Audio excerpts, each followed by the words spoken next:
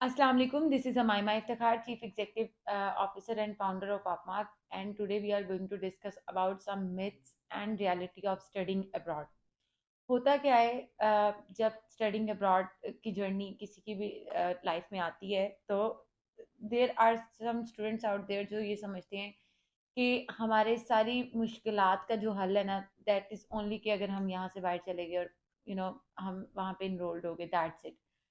सिर्फ जैसे ही हम जाके इनरोल होंगे और जो भी उन्होंने सोचा हुआ होता है जिस भी कैपेसिटी में और जिस भी लेवल पे उन्होंने अपनी एक्सपेक्टेशन सेट की होती है उनको लगता है कि बाय ऑल मीन्स वो पूरी होनी ही होनी। अगर हम ये क्योंकि उनके मिथ्स होते हैं उनकी एक्सपेक्टेशंस होती हैं, अगर हम इसकी दूसरी साइड देख लें तो रियलिटी बहुत डिफरेंट है। हमने 2 साल में जितना सर्च देखा है कि everybody is going for studying abroad, no matter what, चाहे वो किसी भी बैकग्राउंड से किसी भी फैमिली से बिलोंग करते हों, but they want to go no matter what. अब जो नंबर्स ऑफ स्टूडेंट्स ज़्यादा जाए जा रहे हैं किसी भी कंट्री में, तो वहाँ पे जो रियलिटी होती है, जो डिमांड एंड सप्लाई होती है, वो चेंज होती रहती है। तो आज हम थोड़ी-सी इन चीज़ों के बारे में बात करते हैं कि यहाँ पे तो हमें हर मसले का हल जो है वो डेफ़िनेटली डेफ़िनेटली सिर्फ़ वहाँ जाना लग रहा होता है, लेकिन वहाँ जाकर हमें लगता है कि हम यहाँ पे ही ठीक थे। मतलब कि सुकून सिर्फ़ कब्र में इस तरह का जो है ना वो फिर एक कॉन्सेप्ट बन जाता है। तो आज इस वीडियो में कुछ मिथ्स और रियलिटीज़ के बारे में डिस्कस करते हैं एट लेंथ और देखते हैं कि कौन-कौन से एक्सपेक्टेशंस हमें लगानी चाहिए और कौन-कौन सी एक्सपेक्टेशंस जो है वो बिल्कुल ही इम्प्रैक्टिकल होती हैं। So let's get started. Before getting started I would request कि अगर अभी तक आपने हमारा चैनल सब्सक्राइब नहीं किया तो डू इट राइट नाउ, ताकि जोन सी भी वीडियो हम बनाया करें जब भी बनाया करें आप तक पहुंचा करें। So let's get into the topic. सबसे पहले I have seen study abroad जो है ना सबके लिए एक बड़ा ही इमोशनल जर्नी है। इमोशनल भी और एक बड़ी रिमार्केबल भी, बिकॉज उनको ये लगता है, जैसे भी मैंने आपको इंट्रो में भी बताया, उनको ये लगता है कि वहाँ जाना ही जो है ना सारी मुश्किलात का हल है। सारे उनके जो मसले हैं ना, all problems one solution, just go from Pakistan. तो वहाँ जाकर जो है चीज़ें डिफरेंट होती हैं। अगर हम कुछ इसके मिथ्स के बारे में बात कर लेना वो देखें, यहाँ पे क्या होता है, हम मेजॉरिटी स्टूडेंट्स की बात करेंगे। मेजॉरिटी ऑफ स्टूडेंट्स जो होते हैं ना यहाँ पे उस बैकग्राउंड से बिलोंग कर रहे होते हैं जहाँ पे क्योंकि उन्होंने अप, अपना जो डिग्री कंप्लीट करके अपनी फैमिली को सपोर्ट करना होता है। अच्छा, अब होता क्या है, जो हमारा माशाल्लाह पाकिस्तान का एजुकेशन सिस्टम है ना, that is very very good कि यहाँ पे सिर्फ आपको डिग्री ही मिलती है। इतना अच्छा है कि डिग्री आपको मिल जाती है। अपार्ट फ्रॉम डिग्री हमें कुछ भी नहीं मिलता, लिटरली हमें कुछ नहीं मिलता। हमें ये भी नहीं पता होता कि हमने किन स्किल्स पे ज़्यादा काम करना है अकॉर्डिंग टू आवर इंडस्ट्री। हमें हमें कौन से स्किल्स को ज़्यादा शार्पन करना चाहिए, क्योंकि हमें ये वाली ग्रूमिंग दी ही नहीं जाती। सो आफ्टर आवर डिग्री अगर हम सोचें कि हमारे पास क्या ऑप्शंस आते हैं, तो इन टर्म्स ऑफ जॉब तो हमारे पास बहुत लिमिटेड ऑप्शन होते हैं और हमने अपनी 20-25 हज़ार रुपये से अपनी जर्नी स्टार्ट करनी होती है। तो सबके लिए बेहतर यही लग रहा होता है कि why not to go go abroad. To some extent ये एक अच्छा ऑप्शन है। अगर हम पाकिस्तान के साथ कंपेयर करके देखें तो ऑब्वियसली बाहर जाना पाकिस्तान से मेजॉरिटी स्टूडेंट्स को बेहतर लगता है। अगर मेरा पॉइंट ऑफ व्यू हो तो वो डिफरेंट है। आपके पास यहाँ पे भी बहुत सारी अपॉर्चुनिटीज हैं, but that is another topic. लोगों को यहाँ से बाहर जाना ज़्यादा आसान लगता है। अब यहाँ से जब वो वहाँ चले जाते हैं तो दे थिंक एंड अज्यूम कि वहाँ जाके उनको फौरी तौर पे जो है ना उनकी अर्निंग स्टार्ट हो जाएगी। ये उनका मिथ है। देखें, अगर फौरी तौर पे आपकी स्टार्ट हो सकती है तो इससे अच्छी कोई बात नहीं है, बट रियलिटी अगर आप देखें तो आपको इस चीज़ के लिए मेंटली प्रिपेयर्ड होना चाहिए कि it can take a month और 2 और इवन 3, और उसके बाद जाकर आपको कोई जॉब मिले। आपने अपना 2 से 3 महीने का बैकअप रख लिया करें। अच्छा, एक और मैं अगर आपको फैक्ट बताऊँ, बच्चों को मिल जाती है 1 महीने के अंदर-अंदर जॉब। अब जैसे अकोमोडेशन का बहुत ज़्यादा मसला आया है जस्ट बिकॉज़ मैं आपको ये जो कुछ बच्चे मेरी इस बात से इत्तेफ़ाक नहीं करते, कुछ लोग मेरी इस बात से इत्तेफ़ाक नहीं करते, बट देखें, वहाँ पे जितने भी स्टूडेंट्स हैं ना वो लोकेशन ओरिएंटेड होते हैं, ठीक है?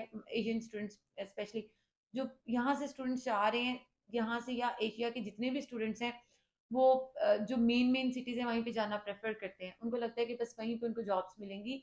ये भी उनका मिथ है। अगर हम रियलिटी देखें ऑन द अदर हैंड, तो उनको बाकी सब जगह अगर हम जैसे वहाँ पे टाउन्स को देख लें, या जो ये बिग सिटीज़ हैं उसके साथ जो आपके टाउन्स हैं, और जो ज़्यादा पॉपुलर सिटीज़ नहीं है वहाँ पे देखिए, तो वहाँ पे भी आपके पास जॉब अपॉर्चुनिटीज़ हैं। अच्छा, वन मोर थिंग, यहाँ पे मैं एक चीज़ ऐड करना चाहूँगी कि जो जॉब अपॉर्चुनिटीज़ है ना, it's entirely depends on a person. अब ऐसा नहीं हो सकता है कि अब पाकिस्तान में भी किसी के लिए जो है अपॉर्चुनिटीज़ बहुत ज़्यादा है और किसी के लिए यहाँ पे कोई अपॉर्चुनिटी है ही नहीं है। यूके में भी कोई बहुत अच्छा अर्न कर रहा है और कोई मुझे मुझे या किसी को भी कॉल करके कह रहा है यहाँ पे मत आना, हालात बहुत ख़राब है। मुझे उनका ये कॉन्सेप्ट समझ नहीं आता, हालात किस सेंस में ख़राब है। अगर अकोमोडेशन का इशू है तो आप अपने किसी पास टाउन में जो है जाकर अपनी अकोमोडेशन अरेंज कर सकते हैं। जॉब, ये एक मिथ है कि सिर्फ आपको लंदन में, बर्मिंघम में या मैनचेस्टर में ही मिलेगी, ऐसा नहीं है। अगर आप लिंकन में, चेस्टर में या इस तरह की सिटीज में जाएंगे तो definitely you will get job as well. Apart from that, एक जो बहुत बड़ा मिथ है वो ये है कि अब आप यूके चले गए हैं या आप ऑस्ट्रेलिया चले गए हैं या आप यूएस चले गए, रिगार्डलेस ऑफ कंट्री, अब उस स्टेट की, उस कंट्री की जो है ना फर्ज है कि वो आपको बाय ऑल मींस जो पीआर है वो दे ही दे। देखें, ये जो है ना आपकी एक्सपेक्टेशंस बहुत हाई हैं इस मामले में। आप उन बस अब आपको है कि भाई, अब जो यूके में मैंने सुना है कि यूके में पीआर मिलना बहुत मुश्किल है, मैंने सुना है कि फलानी जगह पे पीआर मिलना बहुत मुश्किल है। मुझे आज तक जो है ना ये बात समझ नहीं आई कि मुश्किल किस तरह से है। उन्होंने सारे पैरामीटर्स दिए हुए हैं, उन्होंने सारी चीजें बताई हुई हैं कि how you are going to be assessed at the time of PR. So मुझे ये टफ और इजी वाला कॉन्सेप्ट समझ में नहीं आता। ठीक है, अब होता क्या है कि बच्चों को, क्योंकि ये बच्चों की एक्सपेक्टेशन है, ये बच्चों ने अपने दिमाग में एक मिथ जो है ना वो डेवलप किया हुआ है कि हमने बस यूके लैंड करना है एंड बस बूम, पीआर भी मिल गई, जॉब भी मिल गई, और उसके अलावा प्रेशर भी नहीं है, कुछ भी नहीं है। ऐसा नहीं होना। पीआर के पॉइंट ऑफ व्यू से अगर मैं आपको ये एक्सप्लेन करूँ ना, देखें, पीआर हमेशा आपको गिव एंड टेक पे मिलेगी। आपने उन्होंने अगर आप किसी भी कंट्री की जाके शॉर्टेज ऑक्यूपेशन उठाकर देखें, वहां पे आपको पता चलेगा कि उनको किन ग्रेजुएट्स की जरूरत है। ये जितनी भी मेन डेवलप्ड कंट्रीज हैं इंग्लिश स्पीकिंग, वहाँ पे उन्होंने हर टाइम टू टाइम फ्रीक्वेंटली उन्होंने ये लिस्ट इशू करनी होती है, बिकॉज वहाँ पे स्टूडेंट्स का जो ट्रेंड है इंटरनेशनल स्टूडेंट्स का वो ज़्यादा होता है। पूरी दुनिया से वहाँ पे लोग पढ़ने के लिए आते हैं, तो उनके लिए ये इम्पॉर्टेंट होता है कि वो कौन सी डिग्रीज को प्रमोट करें ताकि जो उनके स्टेट में डिमांड एंड सप्लाई का गैप है उसको वो फिल कर सके, जो ह्यूमन रिसोर्स का उनका गैप है उसको वो फिल कर सकें। ठीक है, अब ऐसा तो नहीं हो सकता लेट्स से अगर सब बच्चे एमबीए करने लग गए या सब बच्चे प्रोजेक्ट मैनेजमेंट ही करने लग गए, तो उधर जाकर वो क्या करेंगे? उनके पास तो इतनी जॉब अपॉर्चुनिटीज नहीं है इतने प्रोजेक्ट मैनेजर्स के लिए ना, तो they have to balance that as well. उस पॉइंट ऑफ व्यू से अगर आप जाके हर कंट्री ने शॉर्टेज ऑक्यूपेशन लिस्ट दी होती है, अगर आप उसकी लिस्ट खोल के देखें तो वहां पे आपको पता चलेगा कि उन्होंने पूरा एक्सप्लेन किया हुआ है कि भाई these graduates will be prioritised in terms of PR. Australia ने तो कैटेगोरिकली ये बात लिखी भी हुई है। ठीक है, अच्छा, अब पीआर वहां पे जाकर आप मतलब आप यहाँ से चले गए हैं, बस यहाँ से जाने की है, फिर उधर पहुंचे हैं और फिर आपको 1 साल के बाद पता चल रहा है कि पीआर प्रोसेस तो बहुत मुश्किल है।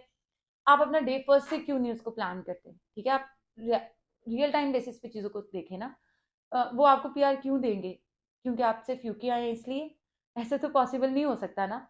लेकिन अगर आप स्किल्ड हैं, आप क्वालिफाइड हैं, आपके पास हर वो चीज़ है जो कि वो डिमांड कर रहे हैं in terms of degree, in terms of skills, in terms of soft skills, तो मुझे बताएं कि वो आपको पीआर क्यों नहीं देंगे? क्योंकि उनको भी तो इस तरह के ग्रेजुएट्स की, इस तरह के जो ह्यूमन रिसोर्स की ज़रूरत है। तो आप अगर इस गैप को समझ लेंगे, इस चीज़ को समझ लेंगे, तब आपके लिए आसान होगा। और ये जो आपकी प्लानिंग होती है ना पीआर की, डे फर्स्ट से स्टार्ट होती है। जिस टाइम आप अपना स्टडी अब्रॉड की इंफॉर्मेशन लेने चाहते हैं ना, तो उसी टाइम पे आपको अपनी पीआर को भी प्लान करना चाहिए कि भाई अगर तो I am going to stay there. देखिए, वो पीआर को प्रमोट करते हैं, दैट इज द रीजन कि उनके पास पीआर अपॉर्चुनिटीज हैं, दैट इज द रीजन कि उनके पास ग्रेजुएट इमिग्रेशन रूट है। अगर तो ग्रेजुएट इमिग्रेशन रूट है तो इसका मतलब दे वांट कि आप अपनी ये डिग्री करें एंड देन हम आप हमारे जो पॉइंट्स हैं उनको सेटिस्फाई करें और हम आपको पीआर देंगे, उसके बाद आप यहाँ पे अपनी जो है वो सिटीजनशिप भी क्लेम कर सकते हैं। सो आपकी जो पीआर की प्लानिंग है ना वो शुरू होती है डे फर्स्ट से। डे फर्स्ट जिस टाइम आप अपनी स्टडी अब्रॉड की इंफॉर्मेशन ले रहे होते हैं ना, तब आपको उस टाइम पता होना चाहिए कि आप कौन सी डिग्री करने जा रहे हैं, इसका आपको क्या आउटकम मिलेगा, और ये डिग्री जो भी आप स्पेसिफिक एरिया में स्पेसिफिक कंट्री में जा रहे हैं वहाँ पे इसका क्या स्कोप है, और आफ्टर स्पेसिफिक टाइम पीरियड आपको इसको क्या जॉब अपॉर्चुनिटीज मिलने वाली हैं अराउंड दैट टाउन, या पूरी कंट्री के पॉइंट ऑफ व्यू से देखें, और उसमें क्या वो उसकी इंडस्ट्री है कि नहीं है, शॉर्टेज ऑक्यूपेशन है कि नहीं है, और उसके बाद आप डिसाइड करें कि आपको वहाँ पे जाना चाहिए कि नहीं जाना चाहिए। ठीक है। और जब आप ये डिसाइड कर लें तब आप वहाँ पे जो है ना डे फर्स्ट से अपने दिमाग में ये चीज़ रखा करें कि मैंने अपनी डिग्री कंप्लीट करनी है, सो दैट मैं बाद में जो है पीआर ग्रेजुएट इमिग्रेशन रूट को जो है ना क्लेम कर सकूं, मैं वहाँ पे पीआर ले सकूं, बाद में सिटीजनशिप जो है वो क्लेम कर सकूं। तो फॉर दैट आपका जो पहला स्टेप है वो डिग्री कंप्लीट होना होता है। अब ये थी रियलिटी। अब आपका मिथ क्या है? आप चले गए, आपको मिलनी चाहिए डिग्री, आपने ड्रॉप कर दी, आपको मिलनी चाहिए। आपके ग्रेड्स जो है वो बुरे आए, आपको बाद में रिकमेंडेशन नहीं मिलना, आपको मिलनी चाहिए। आपने अपने थीसिस कंप्लीट नहीं किए, फिर भी आपको डिग्री मिलनी चाहिए। ठीक है। ये बच्चों एक्सपेक्टेशंस तो अच्छी हैं, आई होप इस तरह की एक्सपेक्टेशंस पूरी भी होने लग जाएं, बट रियल टाइम बेसिस पे ये पॉसिबल नहीं है। किसी भी कंट्री की जो है वो मुश्किल या आसान नहीं होती कोई भी चीज़। आपने ये समझना होता है कि उसकी रिक्वायरमेंट्स क्या है। वंस आप उसकी रिक्वायरमेंट्स को समझना शुरू हो गए और उसके हिसाब से आप चीज़ों को अपने एक्शन प्लान्स बनाना शुरू हो गए, तो फिर आपके लिए कोई भी चीज़ मुश्किल नहीं लगेगी। अच्छा, एक जो सबसे बड़ा मिथ है ना वो ये कि तो जाती ज़िंदगी आसान हो जाएगी और there is no pressure at all. ऐसा नहीं है। देखिए, यहाँ पे ना माशाल्लाह से हमारे पेरेंट्स ने हमें इतना पैम्पर किया होता है कि हमें ना कोई अर्निंग का प्रेशर होता है, ठीक है? ना हमें अपने घर के किसी काम का प्रेशर होता है, मतलब हमें किसी चीज़ का प्रेशर है ही नहीं। We just have to study. मैंने अभी तक ऐसे बच्चे भी देखे हैं जो कंटिन्यूअसली पीएचडी कर रहे हैं, बैचलर, मास्टर, फिर उसके बाद वो अपना कोई एमफिल या जो भी है फिर वो, और फिर उसके बाद अब वो पीएचडी में इनरोल्ड है कॉन्टिन्यूसली, और उनको लाइक दे आर अबाउट 30, और उनको घर वाले जो है ना फंड कर रहे हैं। तो अब वो पीएचडी करके तो ऑब्वियसली उनकी एक एक्सपेक्टेशन है कि बस अब वो किसी जगह पे जाकर मतलब एक्सपेक्टेशन अब उनकी बहुत ज़्यादा हाई है। अब उनको लगता है कि कोई भी जो भी उनको जॉब मिलती है कहती है ये तो मेरे लेवल की नहीं है, ये तो मेरे लेवल की नहीं है, ये तो मेरे लेवल की नहीं है। तो इस पॉइंट ऑफ व्यू से आप खुद सोचें कि जिस अब क्या ही जॉब मिलेगी, और 30s के बाद क्या ही बंदे में पोटेंशियल होता है, 30s के बाद बंदा क्या, वो बंदे में एनर्जी नहीं होती जो बंदा अपने 20s में लगा सकता है। यहाँ पे हमें किसी चीज़ का हमारे पेरेंट्स प्रेशर नहीं देते, और जब हम स्टडी अब्रॉड के लिए जाते हैं, जब हम किसी भी कंट्री में जाते हैं फॉर टेम्परेरी रेजिडेंस या एनीथिंग, स्पेशली जब हम एज ए स्टूडेंट जाते हैं, स्टूडेंट वीजे पे जाते हैं, तो let me tell you few things. वहाँ पे आपको अर्न भी करना पड़ता है, आपको अपने ग्रेड्स भी मेंटेन करने पड़ते हैं, अटेंडेंस भी मेंटेन करनी पड़ती है। अगर आप सारे स्टूडेंट वीज़ा की रूल्स उठाकर देख लें ना, कंडीशंस उठा के देख लें, तो हर किसी में ये है कि you have to maintain attendance no matter what. आपको एक वो कैप के नीचे भी नहीं आना पड़ता इन टर्म्स ऑफ अटेंडेंस। फिर उसके बाद अर्न भी करना है जी, अटेंडेंस भी पूरी करनी है, ग्रेड्स भी ठीक लेने हैं। फिर उसके बाद सोशल सिकनेस, फैमिली सिकनेस, आप एक मशीन बन जाते हैं, और ये सब चीज़ें अचानक होती हैं, और इस प्रेशर को हर कोई हैंडल नहीं कर पाता। यहाँ पे सब बच्चों को बाहर जाना तो बहुत ही अट्रैक्टिव लग रहा होता है, तो जाकर जब किसी भी तरीके से वो डिसबैलेंस होते हैं ना, तब वो कहते हैं कि यहाँ पे ज़िंदगी गुजारना मुश्किल है, यहाँ पे पीआर नहीं मिलती, यहाँ पे अर्निंग अपॉर्चुनिटीज़ नहीं है, यहाँ पे ये है, यहाँ पे वो है। अर्निंग अपॉर्चुनिटीज़ हमेशा आप पे डिपेंड करेगी। ये बात आप मेरी लिख लें, कभी भी ऐसा नहीं हो सकता कि वहाँ पे आप जाएँ और कोई आपको कहे कि जस्ट कम, बस आपके आने की देर थी, आएँ जी, आप बताएँ कौन-सी जॉब करना चाहते हैं, किस डेज़िग्नेशन पे करना चाहते हैं और कितनी आपकी पे हो? ऐसा हो नहीं सकता, ऐसे ऐसा भी टाइम लोगों पे आता है, but after years of experience, so you have to make yourself strong no matter what, आप ये समझा करें, और हर चीज़ के लिए वर्स्ट सिनेरियो केसेस के लिए भी तैयार रहा करें, चाहे वो ये अर्निंग के पॉइंट ऑफ व्यू से हो, पीआर हमेशा डे फर्स्ट से प्लान होती है।